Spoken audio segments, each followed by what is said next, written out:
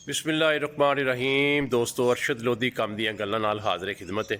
ਲੋ ਤੁਹਾਨੂੰ ਅੱਜ ਇੱਕ ਬਾਦਸ਼ਾਹ ਦੀ ਤੇ ਉਹਦੀ ਸ਼ਹਿਜ਼ਾਦੀ ਬੇਟੀ ਦੀ ਗੱਲ ਸੁਣਾਈਏ ਤੇ ਮਜ਼ੇਦਾਰ ਗੱਲ ਹੈ। ਜ਼ਰਾ ਪੂਰੀ ਸੁਣੋਗੇ ਤੇ ਮਜ਼ਾ ਆਏਗਾ, ਸਮਝ ਵੀ ਆਏਗੀ ਤੇ ਗੱਲ ਨੂੰ ਸੈਂਟਰ 'ਚ ਨਾ ਛੱਡਿਆ ਕਰੋ। ਇੱਕ ਮਿਹਰਬਾਨੀ ਕਰਿਆ ਕਰੋ, ਗੱਲ ਪਸੰਦ ਆਵੇ ਤੇ ਸਬਸਕ੍ਰਾਈਬ, ਲਾਈਕ ਤੇ ਸ਼ੇਅਰ ਵੀ ਕਰ ਦਿਆ ਕਰੋ। ਇਸ ਤਰ੍ਹਾਂ ਕਿ ਬਾਦਸ਼ਾਹ ਦੀ ਬੇਟੀ ਜਿਹੜੀ ਹੈ ਉਹ ਜਵਾਨ ਹੋ ਗਈ ਤੇ ਉਹਨੇ ਬਾਦਸ਼ਾਹ ਸਲਾਮਤ ਨੂੰ ਕਿਹਾ ਕਿ ਬਾਦਸ਼ਾਹ ਸਲਾਮਤ, ਮੈਂ ਸ਼ਾਦੀ ਉਹਦੇ ਨਾਲ ਕਰਨੀ ਜਿਹੜੇ ਮੇਰੇ ਗੱਲਾਂ ਦੇ ਦੋ ਸਵਾਲ ਜਿਹੜੇ ਨੇ ਉਹ ਪੂਰੇ ਉਤਰੇ ਉਹਨਾਂ ਤੇ ਬਾਦਸ਼ਾਹ ਨੇ ਕਿਹਾ ਠੀਕ ਹੈ ਬੇਟਾ, ਜਿਸ ਤਰ੍ਹਾਂ ਤੇਰੀ ਮਰਜ਼ੀ ਹੈ। ਉਹਨੇ ਦੋ ਬੈੱਡ ਜਿਹੜੇ ਨੇ ਆਪਣੇ ਮਹਿਲ ਦੇ ਵਿੱਚ ਬਾਹਰ ਲਾ ਦਿੱਤੇ, ਇੱਕੋ ਜਿਹੀਆਂ ਚਾਦਰਾਂ, ਇੱਕੋ ਜਿਹੇ ਬਿਸਤਰ ਤੇ ਇੱਕੋ ਜਿਹੇ ਬੈੱਡ, ਤੇ ਐਲਾਨ ਕਰਾ ਦਿੱਤਾ ਕਿ ਜਿਹੜਾ ਬੰਦਾ ਆ ਕੇ ਦੱਸੇਗਾ ਕਿ ਇਹਦੇ 'ਚ ਮਰਦਾਨਾ ਬੈੱਡ ਕਿਹੜਾ ਹੈ ਤੇ ਜ਼ਨਾਨਾ ਬੈੱਡ ਕਿਹੜਾ ਹੈ, ਮੈਂ ਉਹਦੇ ਨਾਲ ਸ਼ਾਦੀ ਕਰਾਂਗੀ। ਤੇ ਜਿਹੜਾ ਬੰਦਾ ਮੇਰੀ ਗੱਲ ਦਾ ਜਵਾਬ ਨਾ ਦੇ ਸਕਿਆਗਾ, ਮੈਂ ਉਹਦਾ ਸਰ ਕਲਮ ਕਰ ਦਿਆਂਗਾ। ਖੈਰ, ਇੱਕ ਬੰਦਾ ਆਇਆ ਤੇ ਉਹਨੇ ਆ ਕੇ ਬੈੱਡ ਦੇ ਉੱਤੇ ਬਹਿ ਗਿਆ। ਸ਼ਹਿਜ਼ਾਦੀ ਨੂੰ ਖਬਰ ਹੋਈ ਕਿ ਇੱਕ ਬੰਦਾ ਆ ਕੇ ਬੈੱਡ ਦੇ ਉੱਤੇ ਬਹਿ ਗਿਆ। ਸ਼ਹਿਜ਼ਾਦੀ ਨੇ ਕਿਹਾ ਕਿ ਠੀਕ ਹੈ।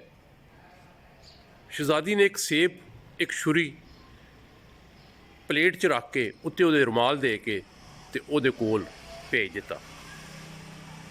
ਉਹ ਬੰਦੇ ਨੇ ਛੁਰੀ ਦੇਖੀ, ਸੇਬ ਦੇਖਿਆ, ਪਲੇਟ ਦੇਖੀ, ਕੱਪੜਾ ਉਠਾਇਆ ਤੇ ਉਹਦੇ ਚਾਰ ਹਿੱਸੇ ਕਰਕੇ ਸੇਬ ਦੇ ਤੇ ਉਹਨੇ ਉਹ ਜਿਹੜੀ ਗੋਲੀ ਸੀ ਜਿਹੜੀ ਲੈ ਕੇ ਆਈ ਸੀ ਉਹਨੂੰ ਜਨਾਬ ਅਲੀ ਦਿੱਤਾ ਕਿ ਜਾ ਕੇ ਸ਼ਹਿਜ਼ਾਦੀ ਨੂੰ ਦੇ ਦੇ। ਉਹ ਸ਼ਹਿਜ਼ਾਦੀ ਕੋਲ ਸੇਬ ਚਲਾ ਗਿਆ। ਸ਼ਹਿਜ਼ਾਦੀ ਨੇ ਸੇਬ ਦੇਖਿਆ, ਕੱਟਿਆ, ਚਾਰ ਪੀਸ ਹੋਏ। ਸ਼ਹਿਜ਼ਾਦੀ ਵੀ ਸਮਝਦਾਰ ਸੀ ਤੇ ਬੰਦਾ ਵੀ ਸਮਝਦਾਰ ਸੀ।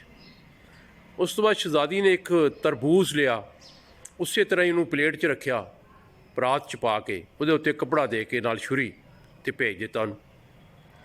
ਉਹ ਬੰਦੇ ਨੇ ਉਹ ਜਿਹੜਾ ਤਰਬੂਜ਼ ਸੀ ਉਹ ਦੇਖਿਆ ਤੇ ਉਹਨੂੰ ਕੱਟ ਕੇ ਛੋਟੇ ਪੀਸ ਕਰਕੇ ਉਹਦੇ ਉੱਤੇ ਫਿਰ ਰੁਮਾਲ ਦਿੱਤਾ ਤੇ ਫਿਰ ਉਹ ਗੋਲੀ ਨੂੰ ਕਿਹਾ ਕਿ ਜਾ ਕੇ ਸ਼ਹਿਜ਼ਾਦੀ ਨੂੰ ਦੇ ਦੇ।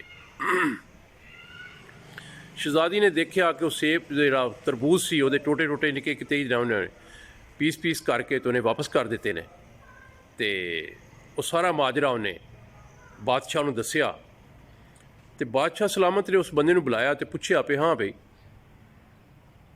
ਕੋਈ ਗੱਲ ਦੱਸ। ਉਹਨੇ ਕਿਹਾ ਜੀ ਕੋਈ ਗੱਲ ਨਹੀਂ। ਉਹਨੇ ਕਿਹਾ ਤੂੰ ਆ ਕੇ ਬੈੱਡ 'ਤੇ ਲੇਟ ਗਿਆ, ਬਹਿ ਗਿਆ ਤੇ ਤੈਨੂੰ ਪਤਾ ਹੈ ਕਿ ਬੈੱਡ ਕਾਹਦੇ ਵਾਸਤੇ ਲਾਇਆ ਸੀ? ਉਹਨੇ ਕਿਹਾ ਜੀ ਹਾਂਜੀ ਸੁਣਿਆ ਜੀ, ਬਸ ਇਹ ਮਤਲਬ ਕਿ ਸ਼ਹਿਜ਼ਾਦੀ ਨੇ ਲਾਇਆ ਹੈ ਤੇ ਮੈਂ ਕਿਹਾ ਚਲੋ ਰੈਸਟ ਕਰ ਲੈਂਦੇ ਹਾਂ ਘੜੀ, ਤੇ ਮੈਂ ਲੇਟ ਗਿਆ ਆ ਕੇ। ਉਹਨੇ ਕਿਹਾ ਅੱਛਾ, ਇਹਦਾ ਮਤਲਬ ਤੈਨੂੰ ਪਤਾ ਕਿਸੇ ਗੱਲ ਦਾ ਨਹੀਂ ਗਾ? ਉਹਨੇ ਕਿਹਾ ਨਹੀਂ ਜੀ, ਮੈਨੂੰ ਤਾਂ ਕੋਈ ਪਤਾ ਨਹੀਂ ਗਾ। ਉਹਨੇ ਕਿਹਾ ਚਲੋ ਠੀਕ ਹੈ ਜੀ। ਬਾਦਸ਼ਾਹ ਨੇ ਉਹਦਾ ਸਰ ਕਲਮ ਕਰਨ ਦਾ ਹੁਕਮ ਦੇ ਦਿੱਤਾ ਕਿ ਇਹਨੇ ਗੁਸਤਾਖੀ ਕੀਤੀ ਹੈ ਕਿ ਸ਼ਹਿਜ਼ਾਦੀ ਦੇ ਮਹਿਲ 'ਤੇ ਆ ਕੇ ਬਹਿ ਗਿਆ। ਉਹਨੇ ਜਨਾਬ ਜਾ ਕੇ ਤੇ ਅਗਲੇ ਦਿਨ ਉਹਨੂੰ ਲੈ ਕੇ ਜਾ ਰਹੇ ਸਨ। ਸ਼ਹਿਜ਼ਾਦੀ ਚੂँਕਿ ਸਮਝਦਾਰ ਸੀ, ਸ਼ਹਿਜ਼ਾਦੀ ਨੇ ਜਨਾਬ ਇੱਕ ਪਲੇਟ ਦੇ ਵਿੱਚ ਦਾਲ ਚਨਿਆਂ ਦੀ ਪਾ ਕੇ ਤੇ ਨਾਲ ਇੱਕ ਨਿੰਬੂ ਰੱਖ ਕੇ ਤੇ ਆਪਣੀ ਗੋਲੀ ਨੂੰ ਭੇਜਿਆ ਕਿ ਉਹ ਜਿਹੜਾ ਬੰਦਾ ਅੱਜ ਦਾ ਸਿਰ ਕਲਮ ਕਰਨ ਵਾਸਤੇ ਲੈ ਕੇ ਜਾ ਰਹੇ ਨੇ ਉਹਦੇ ਕੋਲ ਅੱਗੇ ਜਾ ਕੇ ਠੇਡਾ ਲਾਉਣਾ ਹੈ ਤੇ ਇਹਨੂੰ ਸਾਰਾ ਕੁਝ ਸੁੱਟ ਦੇਣਾ ਉੱਥੇ, ਤੇ ਪਲੇਟ ਤੇ ਜਿਹੜੀ ਆਪਣਾ ਰੁਮਾਲ ਹੈ ਉਹ ਉਠਾ ਕੇ ਲੈਣਾ ਹੈ ਤੇ ਦਾਲ ਤੇ ਨਿੰਬੂ ਜਿਹੜਾ ਉੱਥੇ ਪਿਆ ਰਵੇ, ਤੂੰ ਵਾਪਸ ਆ ਜਾਣਾ। ਉਹ ਗੋਲੀ ਗਈ। ਗੋਲੀ ਨੇ ਜਨਾਬ ਜਾ ਕੇ ਉਹਦੇ ਅੱਗੇ ਬਹਾਨਾ ਲਾ ਕੇ ਠੇਡਾ ਲਿਆ ਤੇ ਉਹ ਪਲੇਟ ਸੁੱਟੀ ਤੇ ਪਲੇਟ ਦੇ ਵਿੱਚ ਦਾਲ ਸੀ ਚਨਿਆਂ ਦੀ ਤੇ ਨਾਲ ਜਨਾਬ ਇੱਕ ਨਿੰਬੂ ਸੀ। ਉਹ ਨਿੰਬੂ ਰਿੜਦਾ ਹੋ ਗਿਆ ਤੇ ਉਹ ਦਾਲ ਗਿਰ ਗਈ ਤੇ ਉਹ ਬੰਦਾ ਜਿਹੜਾ ਸੀ ਦੇਖ ਰਿਹਾ ਸੀ ਤੇ ਉਹਨੂੰ ਸਮਝ ਆ ਗਈ।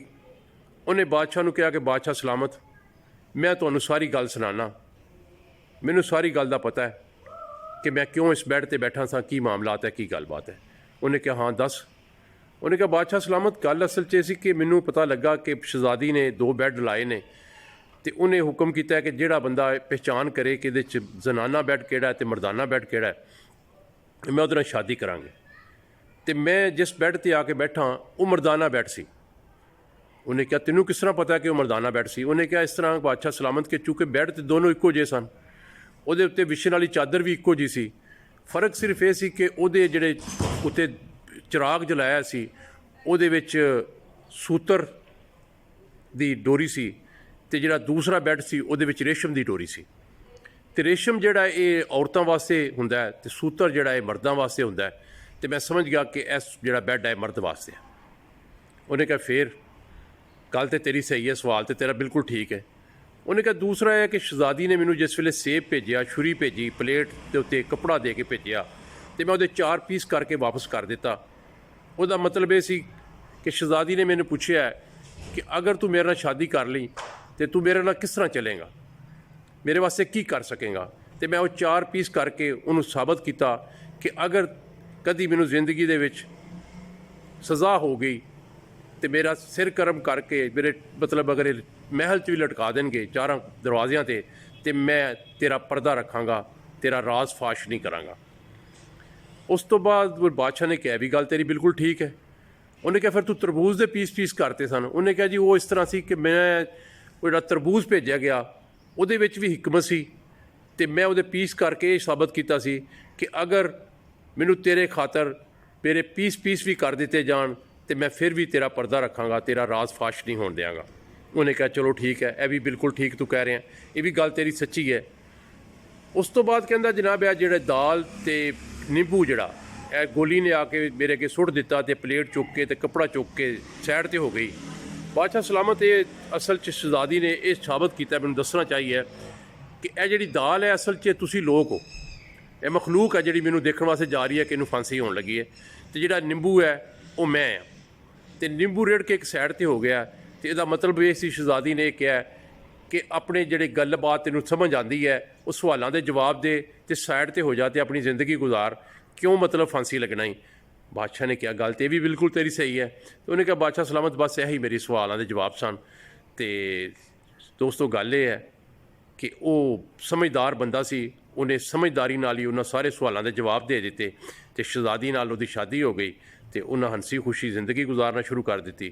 तो मैनू लगता है कि तुहाडा भी दिल कर रहा है कि शहजादी नाल शादी हो जाए। तो अगर ऐसा चाहते हो तो यार चैनल को सबसक्राइब कराया करो, लाइक कराया करो, शेयर कराया करो। तो इंशाअल्लाह ताला बहुत खूबसूरत मज़ेदार गल्लां इस तरह दी कीमती गल्लां तुहानूं सुणांदे रहांगे जिंदगी रही। तो अगली वीडियो तक इजाज़त, अल्लाह हाफिज़।